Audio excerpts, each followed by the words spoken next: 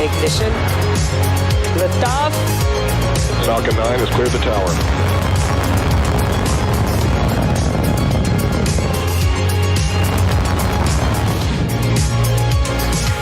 Ten, 9, 8. Side booster ignition. 6, 5, 4, 3, 2, 1.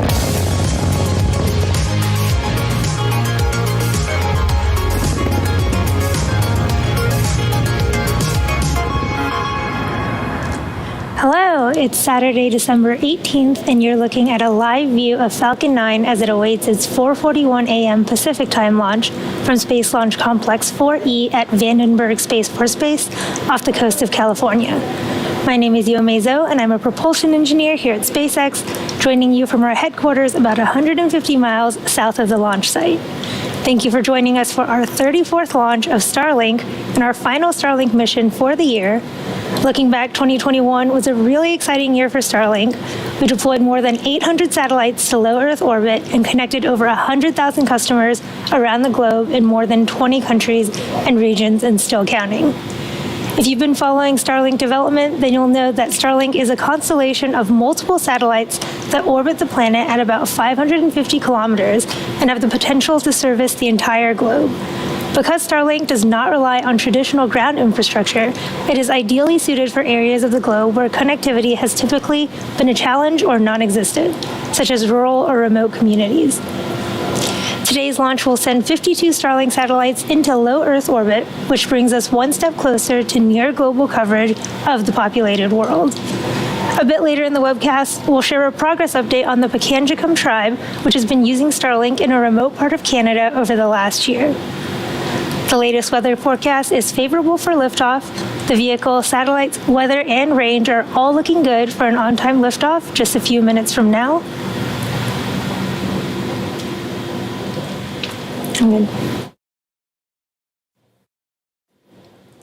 Let's take a closer look at the rocket on your screen. You're looking at a live view of Falcon 9. The two-stage rocket stands 70 meters tall. That's greater than the wingspan of a 747 aircraft. Now, the bottom two-thirds of the vehicle is the first stage. Its job is to accelerate the vehicle through the Earth's atmosphere into space with the help of the 9 Merlin engines at the base of the rocket. It's also the part of the booster we recover and reuse, and today actually marks the first time we're flying a booster for the 11th time. You may be able to see the soot markings left over from its previous 10 flights. We will be attempting to recover the first stage again on our drone ship, Of Course I Still Love You, which for reference is about the size of a football field. If successful, it will make the 98th recovery of an orbital class rocket. Now, on top of the first stage is the black carbon fiber inner stage, which is a composite structure that connects the first and second stages and houses the pneumatic pushers that allow the first and second stages to separate during flight. Now, on top of the inner stage is the Falcon 9 second stage, which has a single Merlin vacuum or MVAC engine. And once the first and second stages separate at about 2.5 minutes into the mission, the MVAC engine will ignite and carry the Starlink satellites to a low Earth orbit. While Vandenberg is primarily suited for polar launches, today we'll actually be sending our satellites to a 53-degree inclination.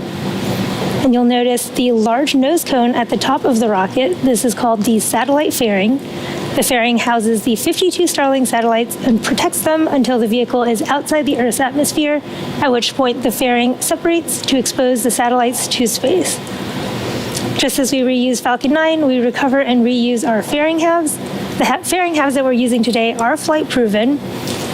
For one of them, it is the third flight, and for the other half, it is actually the fourth flight. And we will be attempting to recover these halves again once they return to Earth.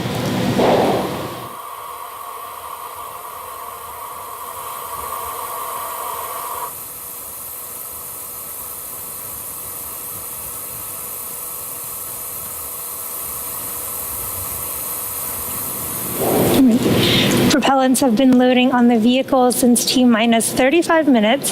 Falcon 9 is a bipropellant vehicle, which means it uses 2 propellants, a fuel and an oxidizer. An oxidizer is a type of chemical that a fuel requires to burn. Now, most burning on Earth uses oxygen, which is readily available in the atmosphere. But in space, there's no atmosphere to provide oxygen or any other oxidizers, so rockets need to carry up their own. Now, on Falcon 9, our fuel is a refined form of kerosene known as RP1, and our oxidizer is a super chilled liquid oxygen called LOX. The liquid oxygen is chilled well below its boiling point so that it becomes what we call densified. And that just means we can put a much greater amount of mass per volume and load more of it into the booster. In addition to its propellants, Falcon 9 also needs an ignition source in order to go, and for that we use the chemicals TTEB, or triethyl aluminum and triethyl borane. When it is fully fueled, Falcon 9 holds just over 1 million pounds of propellant that the vehicle will burn through in less than 3 minutes after liftoff. Currently, fuel is nearly fully loaded on stage 1 and full on stage 2, with liquid oxygen just about full on stage 1 and about 30-40% on stage 2. Once all tanks are full, both stages will continue to be topped off with propellant until T-minus 2 minutes to keep temperatures as cold as possible. The latest weather forecast shows we are favorable for liftoff. With that, the vehicle, satellites, and range continue to look good for an on-time liftoff just a few minutes from now. If for some reason we don't launch tonight, we do have a backup opportunity for tomorrow.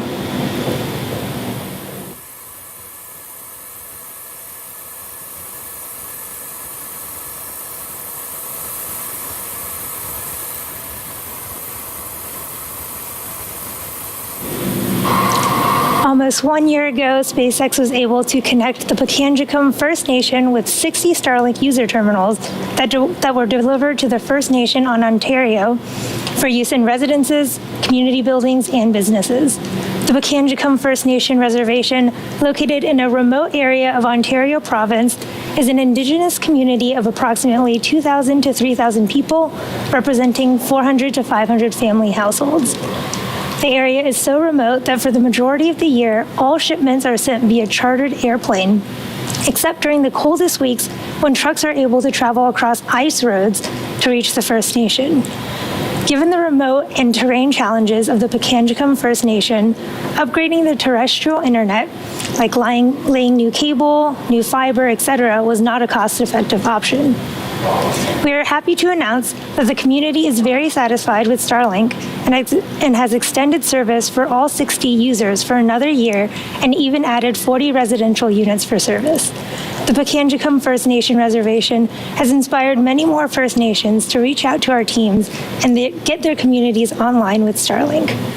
So far, we've been able to connect around 30 First Nation communities with more than 1,000 Starlink kits that mainly went to student homes, local municipalities like clinics, police stations, fire stations, EMS stations, and schools. To learn more about Starlink or to find out if service is available in your area, head over to starlink.com.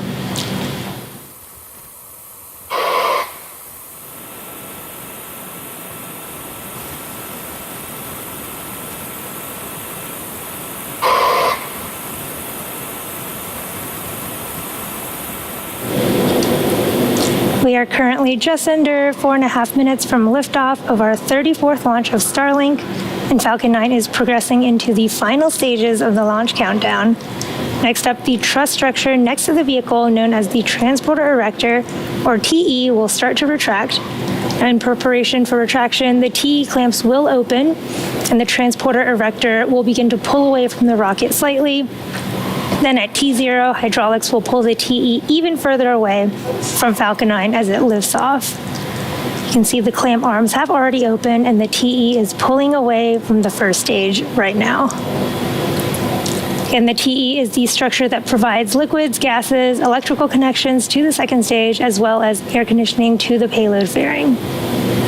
Now, at this point in the countdown, both the first and second stages are nearly fully loaded with 1 million pounds of kerosene fuel and liquid oxygen. Those little white clouds venting from the side of the booster are from the TE LOX line. Both the first stage and second stage should finish loading propellant about a minute apart from one another, with the first stage finishing up at about T-3 minutes, just a few seconds here, and second stage finishing a minute later. Stage 1 LOX load is complete. Just heard the call out that we have just finished stage 1 LOX loading. Now at T-60 seconds, Falcon 9 will be in startup, so this means that the rocket's autonomous internal flight computers have taken over the launch countdown. And just inside of T-2 seconds, we ignite the Merlin 1D engines and we're set for liftoff. Starlink payload continues to be healthy and the Falcon 9 team is tracking no issues on the rocket. Weather is still looking favorable and the range is green for launch. Here at T-2.5 minutes, let's listen in to the terminal countdown.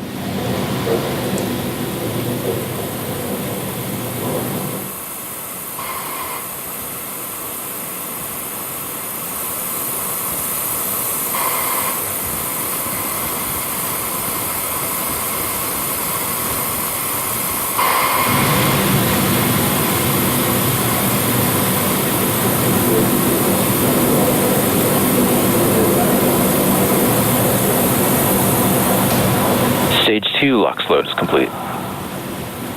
We just finished loading liquid oxygen onto the second stage. And again, those little white clouds venting from the side of the booster are from the TE LOX line and are totally expected. Again, at T-1 minute, Falcon 9 will be in startup. And that's when the autonomous flight computers will take over control of the launch, and stage 1 and stage 2 will begin pressurizing for launch.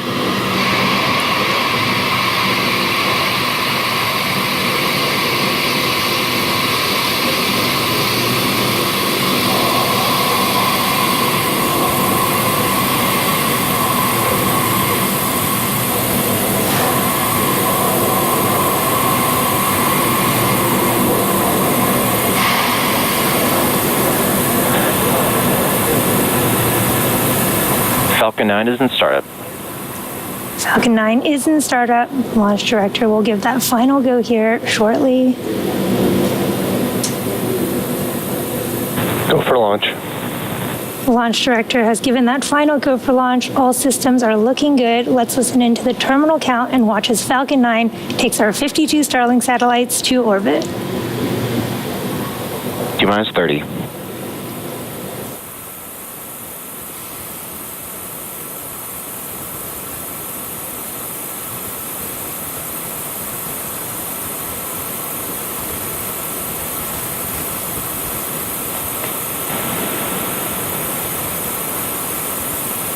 Ten, 9, 8, 7, 6, 5, 4, 3, 2, 1, 0. Ignition. Liftoff on the Falcon 9. Go Starlink.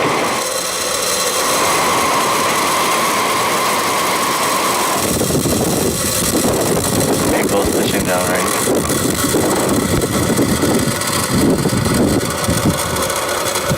Stage 1 chamber pressures are nominal.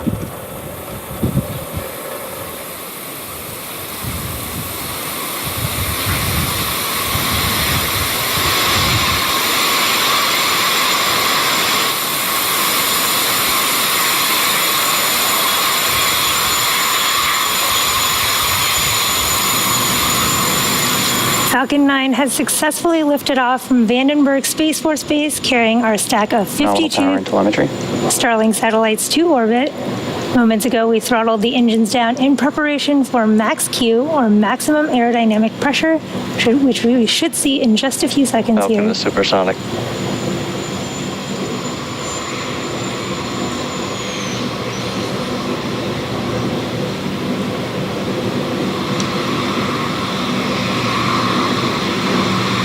Max Q. We did just pass through Max Q. Now we will have 3 events happening in quick succession.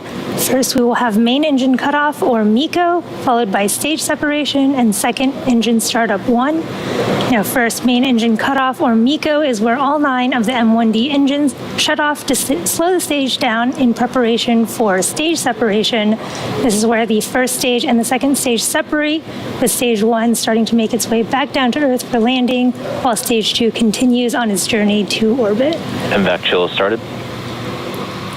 Now the third event is second engine startup 1, and this is where that single MVAC engine on the second stage lights up and propels the second stage along with the Starlink satellites to orbit.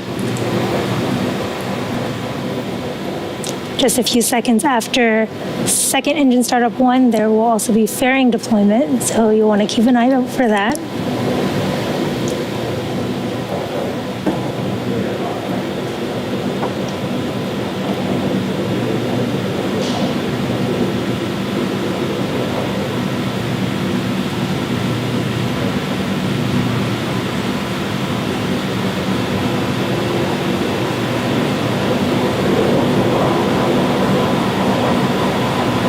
MECO. Stage separation confirmed.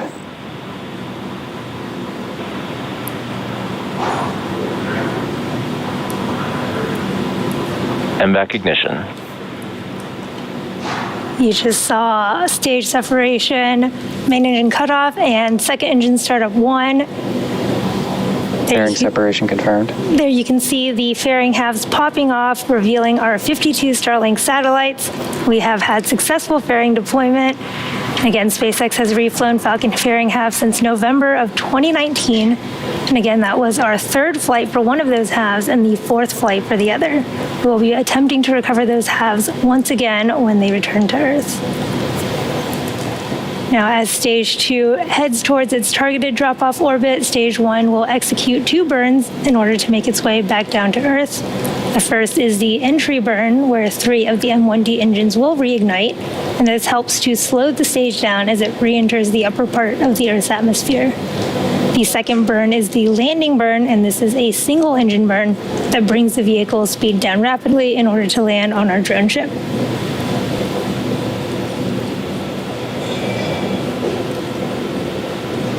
If you're just catching up with us, we have had a successful launch of Falcon 9 from Vandenberg Space Force Base, and you're looking at a live view of Falcon 9's second stage as it delivers our Starlink payload to orbit.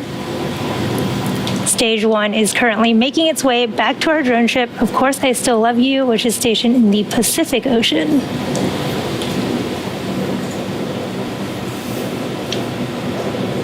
Now, the Merlins on the first stage are optimized for sea level, and these achieve 190,000 pounds of thrust during ascent and descent.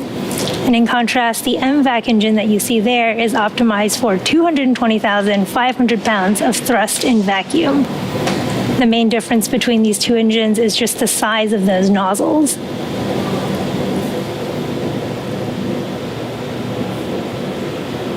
On the first stage, Falcon 9 is equipped with 4 hypersonic grid fins, which are positioned near the top of the stage, and these are used to help steer the first stage as it returns to Earth. Both vehicles are following nominal trajectories. We are about a minute and a half from the start of our Stage 1 entry burn, and this is a 20-second burn that will slow the first stage down as it enters the Earth's atmosphere. The Falcon 9 first stage is also equipped with 4 landing legs made of state-of-the-art carbon fiber with aluminum honeycomb. These are placed symmetrically around the base of the rocket and deployed just prior to landing.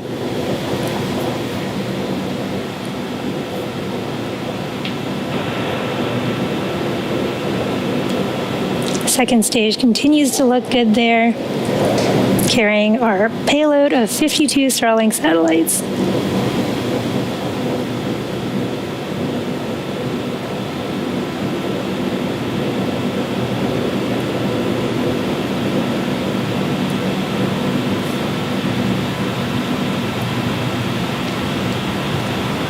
As we come up on our first stage entry burn here in about 30 seconds, just a reminder, it is a 3-engine burn, and it is meant to slow the first stage down as it hits the thicker layers of the Earth's atmosphere.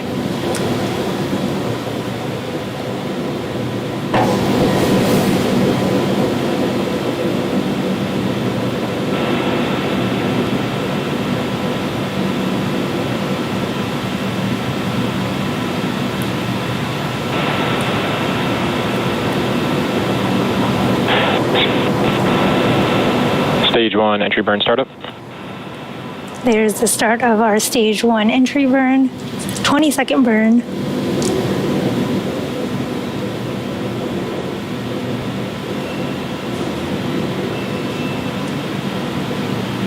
Both vehicles are following nominal trajectories. Stage 1 entry burn shutdown. We did just have a successful Stage 1 entry burn.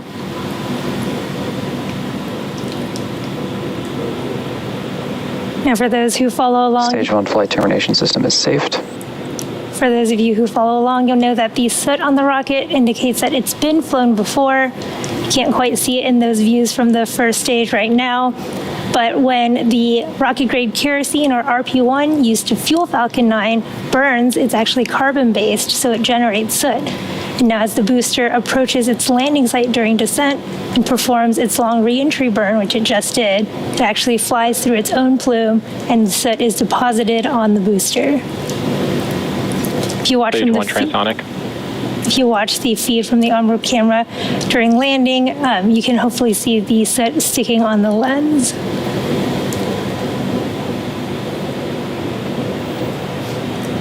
Stage 1 landing burn should be starting here really shortly, just a few seconds. Again, this is also a 20-second burn.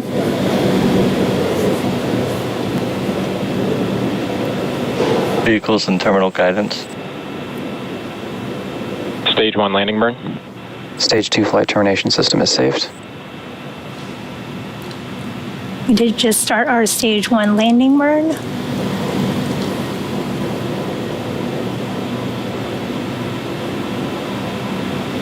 Stage 1 landing leg deploy.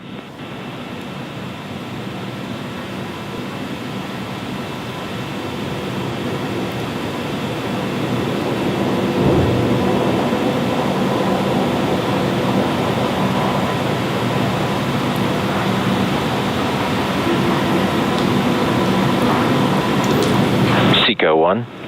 You can see we did just have successful first stage landing of our 98th overall orbital class Stage rocket. 1 landing confirmed. and this includes both Falcon 9 and Heavy first stage landings. We heard the call out during that stage 1 landing that we did have second engine cutoff 1. We're just waiting for confirmation of a Nominal good orbit orbit. insertion. We just heard the call out for nominal orbital insertion. So next up, we will be having payload deploy at about T plus 15 and a half minutes. Unfortunately, at that time, we won't have ground station coverage, which means we won't have a visual or data confirmation of a successful deployment until we acquire signal at our Mauritius ground station at about T plus 50 minutes into flight. Until then, sit back and enjoy the space jams, and we'll see you soon. Expected loss of signal, Vandenberg.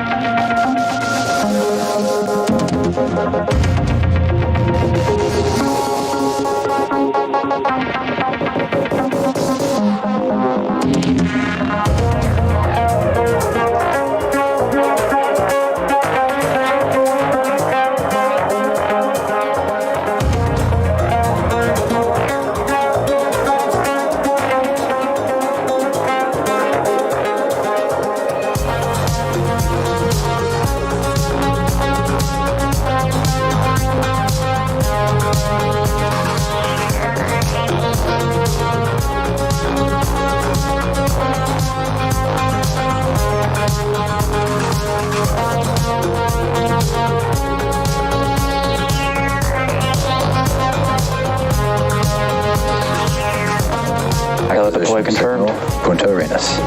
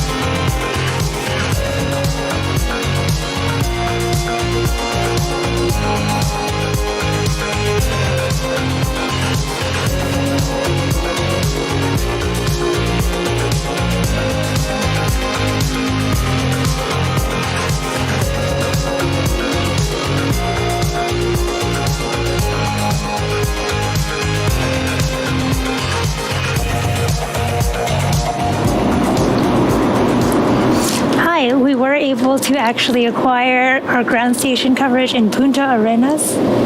So if you are just joining us, a quick recap of today's mission. We had a successful liftoff from Vandenberg Space Force Base at 4:41 a.m. Pacific time. Then we had successful stage separation, recovered our first stage after its 11th flight on our drone ship, Of Course I Still Love You, and had a successful second stage MVAC engine burn. At T plus 15 minutes into the flight, we expected our Starlink satellite to separate from the second stage. However, we did not have ground station coverage at the time. We did just pass over our ground station in Punta Arenas, and we did see our confirmation of deployment there. Unfortunately, we didn't get the cool views of the Starlink satellites separating from the spacecraft, but we did deploy our 52 Starlink satellites. Now, with the addition of these spacecraft, we've launched nearly 2,000 satellites to date. And with that, that brings today's webcast to a close. Thank you to the Range and Federal Aviation Administration for supporting today's mission. And of course, thank you to all of our viewers and all of our Starlink customers using our service at this time. If you're interested in signing up for Starlink service, head over to starlink.com. And for those keeping track, we are anticipating 2 more launches before the close of 2021. The first is Turksat 5B, set to lift off from Space Launch Complex 40 from Cape Canaveral Space Force Station in Florida this evening, approximately 15 hours from now. And the second is CRS-24, or our cargo mission to the International Space Station, scheduled for Tuesday. We hope you'll tune in for each of these launches. As always, thanks again for watching, and we'll see you next time.